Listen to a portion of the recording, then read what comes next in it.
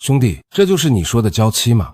今天我們來講越南石膏女。在越南廣南省的農村，一位名叫越萬的男子，他將亡妻的遺骸制成石膏像，日夜相伴，這一守便是19年。越萬1950年出生於越南升平縣荷蘭鎮，因家境貧寒，25歲仍未娶妻，但他始終堅信能遇到摯愛。一次機緣巧合下，他結識了後來的妻子。兩人的婚姻起初並不被村民看好，大家都覺得這個窮小子給不了妻子幸福。可樂萬用行動打破了質疑，婚後他便遠赴各地打工，妻子則留在家中操持家務，將7個孩子養育成才。一家人的日子雖不富裕，卻也溫馨美滿。28年的聚少離多，看着子女長大成人，越萬與妻子本計劃着安享晚年，命運卻給了他們沉重一擊。2003年，在外打工的越萬接到妻子去世的噩耗，這個消息如晴天霹靂，讓他瞬間崩溃。他立刻趕回家，卻終究沒能見到妻子最後一面，只看到冰冷的棺材裡躺着的愛人。妻子的離世讓越萬徹底陷入絕望。最初的2個月，他整日失魂落魄，無論颳風下雨，白天都守在妻子的墳墓旁，夜晚也依偎在墳邊度過。這是他能感受到妻子存在的唯一方式。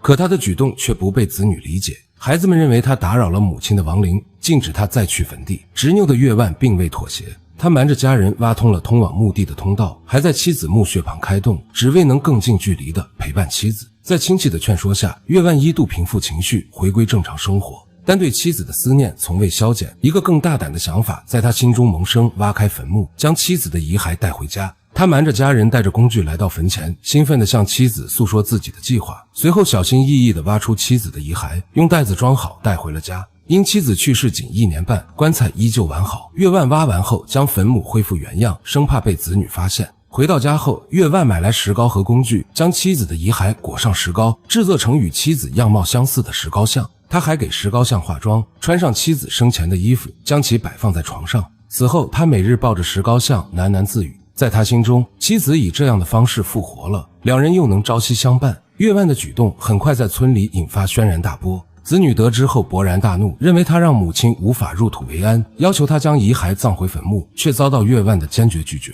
村民們也紛紛上門勸說，覺得他的行為影響了村裡的聲譽，還認為與亡妻遺骸同床共枕是不祥之事。可樂萬依舊不為所動。此後的日子裡，村裡再無人登門。越萬還因被投訴傳播疾病，多次被警方傳喚，被行政長官約談。起初他同意重新安葬妻子，卻始終沒有執行。當地政府多次採取措施，都因他的固執而失敗。這件事一拖就是16年。2009年，越南網絡的一篇報道讓這起事件引發全國輿論，民眾對此褒貶不一。有人稱讚越萬對亡妻一往情深，也有人指責他打擾亡妻靈魂，甚至認為他在炒作。面對外界的議論，越萬始終淡然，他依舊每日為石膏像清潔、換衣、化妝，對着他傾訴心事，夜晚則睡在石膏像旁，毫無恐懼。